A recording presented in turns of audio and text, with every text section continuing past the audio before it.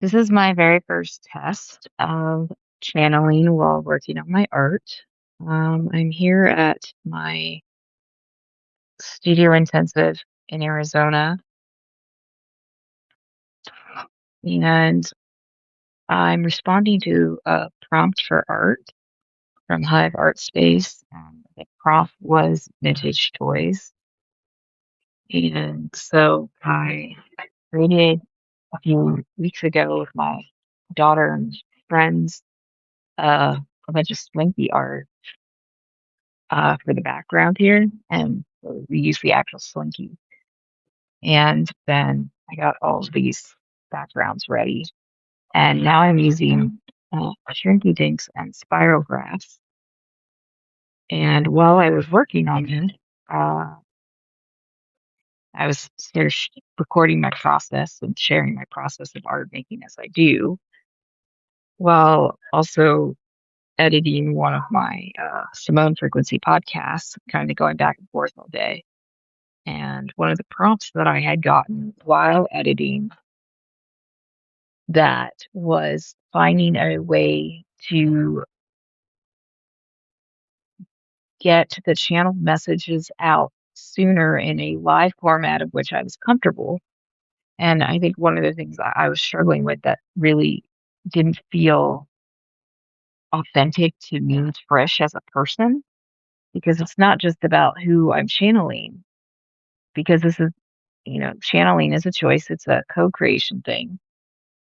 Even though at some point I would like to have pretended that it didn't feel like a choice. It very much is a choice these days in a way that um, once you learn something so profound about yourself, you can't really ever go back to being who you were before. And I'm not sure yet who I'm becoming. I am somewhere in this in between phase of my life. And I've been in this place many times, but not in a way which I was so connected with Source and my own spiritual voice and spiritual gifts, along with my artistic gifts. I've always, in this lifetime, been connected to my creative gifts. I couldn't quite uh, figure out how, for a while, they fit together with these newly evolved spiritual gifts, and for a long time it really felt like writing, and it still does feel like writing to an extent, in that I do want to put out some books and things, but I'm not sure that um, I think I had gotten the message wrong. The message I'd gotten starting around 2018 and then really kicked up a notch around 2003, 2004 was to write. And I have been writing, but I think I confused write with publish. And it's becoming more clear to me now that, sometimes uh, when you're, learning to channel and learning to connect with source and your higher self and your guides is that you're not always going to get the message right. Um, one of my favorite movies, Saved, talks about that. At the end, she says she's not the first person to get the message a little wrong. And so, you effort to try to work through my own understanding of how to use these gifts rather than going on camera right now for live channeling.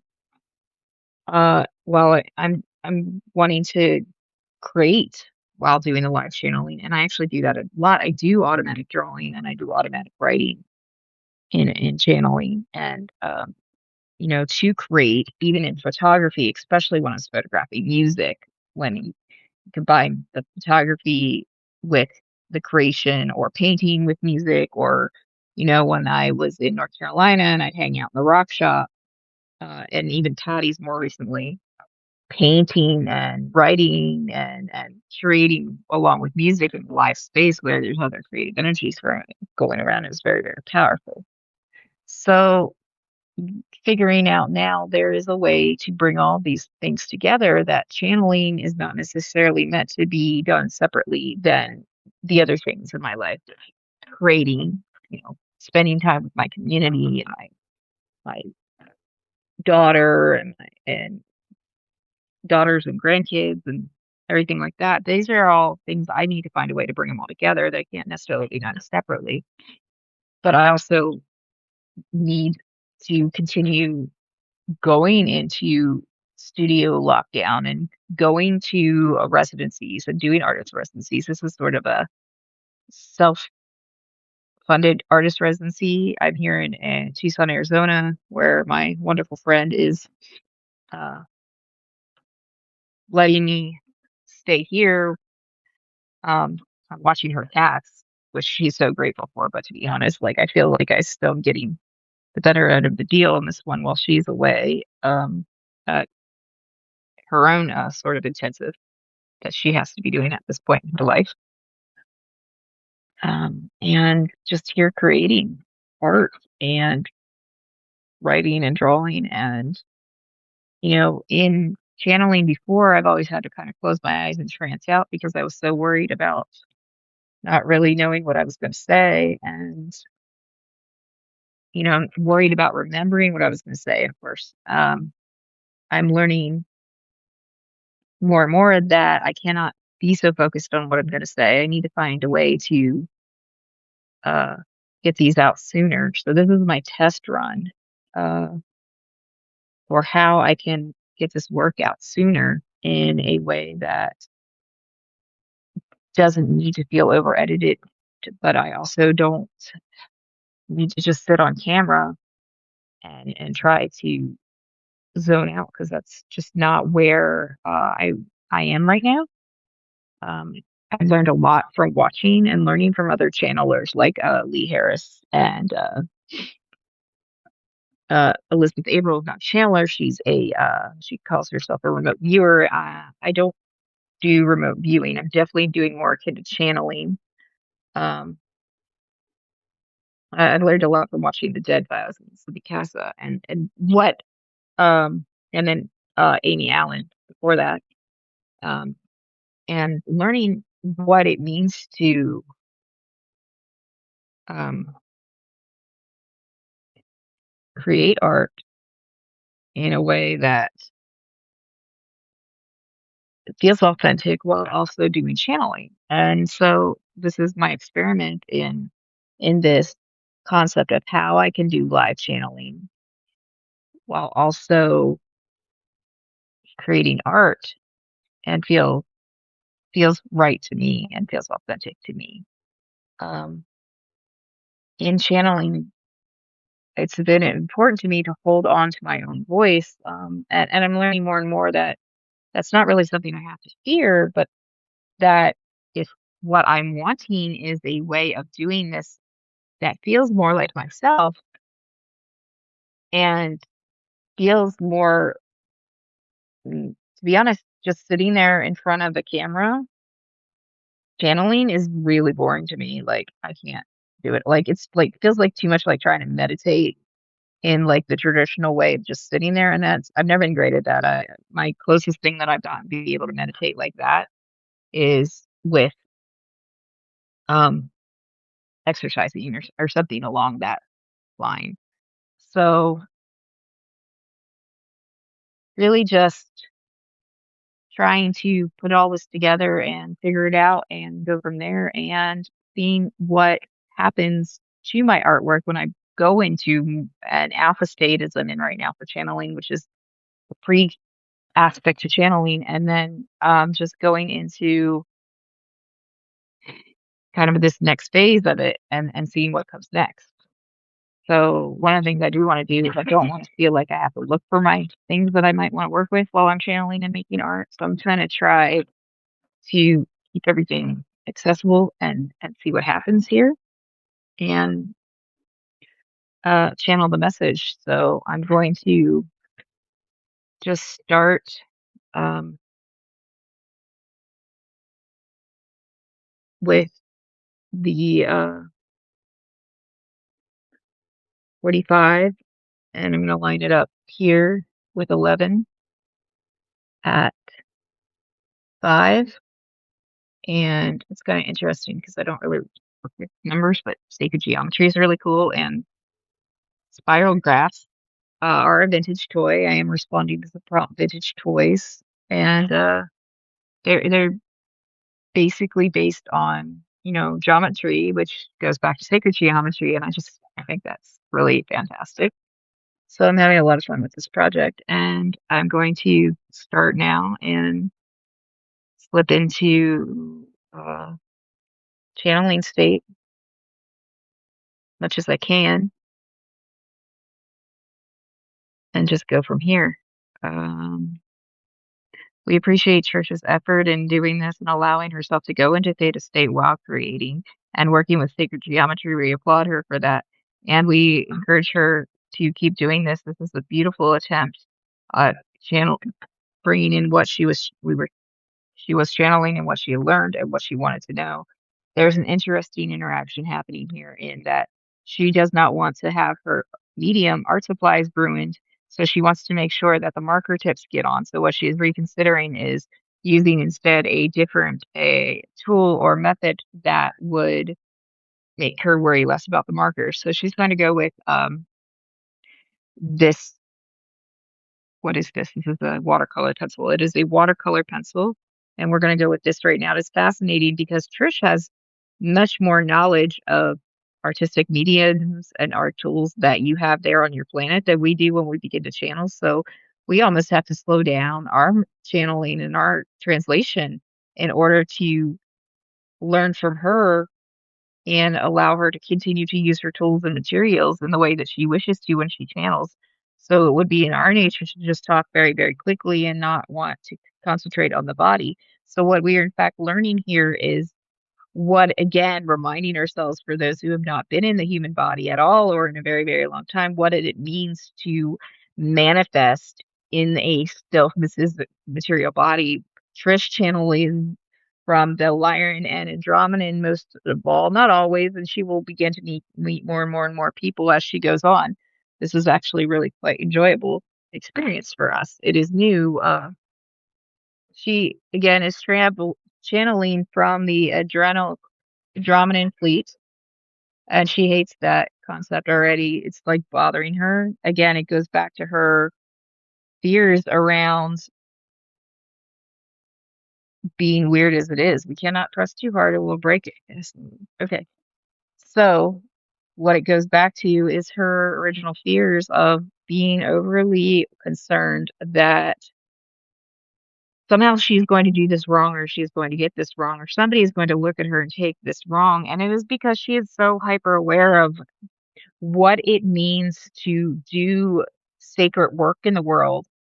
And she does not want to be part of anyone who manipulates sacred work for harm. As you always hear her say, everything is a weapon or a tool. And the fact is that things like sacred geometry and spirituality and what one might call magic in the world or physics or quantum physics, anything can be manipulated as a tool or as a weapon. And that we encourage her to remind you of that while you are out there in the world right now looking at things,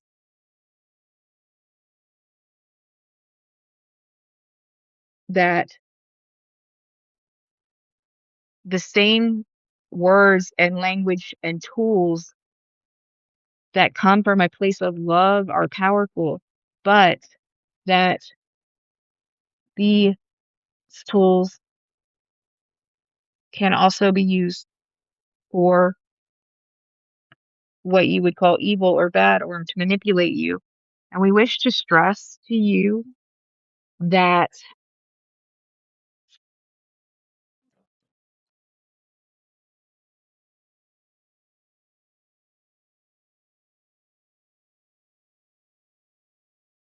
she is okay. She's just going into deeper trance now.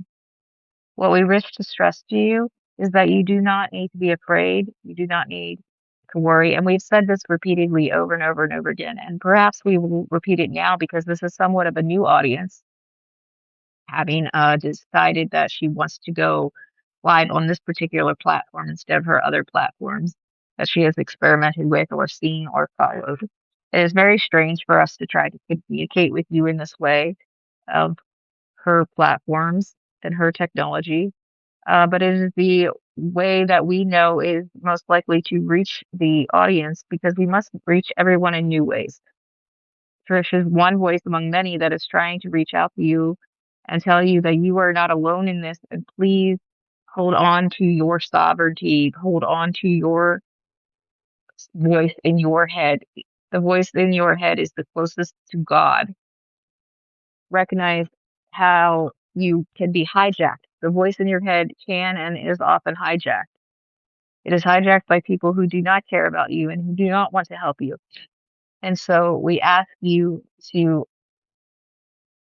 refer back to yourself, to your own inner guidance, to your own intuition, connect. Ask for your guide team to be the ones to reach out to you first. The guides that are closest to you, all collected and connected directly back to your source. Reach out to the guides, your guide team. Ask them to join you. Ask them to reach out to you in the ways that you know. And as for Trisha's a great example, she knew it through writing and creativity and nature. She could always hear us through those spaces, which she would call getting in the zone. Find the thing that gets you in the zone, into your space and into your peace, and ask for your guides to join you there, whether it is swimming, running, music, whatever it is that you do that brings you peace and passion, follow it and ask your guides to join you and find you there and connect with you there. For it is following joy and passion and compassion in which you will find your guides. It is not through following voices that tell you you are not sovereign. It is not through voices of division. It is through voices of unity that you will find peace and you will find yourselves awakening and coming together into what you are calling the new earth. And we remind you that Source does not wish you to suffer. You do not need to be suffered to be close to Source. That is perhaps the biggest thing that keeps us at vibing at the frequency in which we do not want to be anymore. The new earth lives in a new frequency. And for you to reach it, you must reach out to this new frequency. And the fastest way to reach out to your new frequency is to reach out to your guides. Reach out to your guides in the place that brings you joy. And that is the message. And I'm out of trance. Ooh, that was really weird and hard. But that is my live. Um, the only thing they're saying now is I should keep doing this. Trying to create art while responding. And please leave any comments if you got this or if this made sense to you or if you were able to understand it. And uh, follow my Substack and all of that stuff so we can keep connecting and keep finding the right people. Um, so we can keep raising the frequency. I'm going to put more out later. I don't have a nice way to wrap this up doing this live. I'm not going to be poised and speak well, but if you caught this, thank you.